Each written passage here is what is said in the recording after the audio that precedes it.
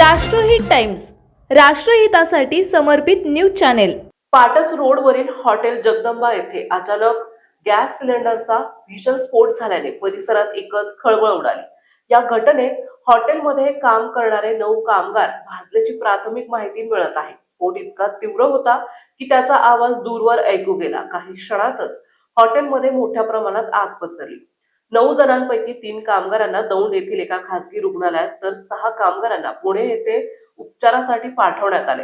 हा स्फोट दुपारी 1 वाजण्याच्या सुमारास झाल्याची माहिती आहे। यावेळी हॉटेलमध्ये ग्राहक नव्हते, अन्यथा मोठा अनर्थ घडला असता, असं सांगितलं जात आहे। सिलेंडरचा स्फोट मोठा असल्याने हॉटेलच्या किचनमधील भांडी आणि अन्न अस्ताव्यस्त पडले होते। सुमारे 10 ते 11 सिलेंडर किचन रूम मध्ये होते। अचानक स्फोट झाला। यावेळी हॉटेलवरचे पत्रे देखील उडून गेले, तर ग्राहकांच्या बैठक व्यवस्थेतील काचा खिडक्या तुटून बाहेर पडल्या। खुर्च्या टेबलही उडाले आहेत। या हॉटेलमध्ये ग्राहकांची गर्दी असते, पण सुदैवाने त्यावेळी ग्राहकांची गर्दी नसल्याने पुढील अनर्थ टळला आहे। मात्र या घटनेने परिसरात भीतीचे वातावरण पसरले आहे। घटनास्थळी पोलिसांनी पंचनामा केला असून या प्रकरणाचा अधिक तपास दौंड पोलीस करीत आहेत।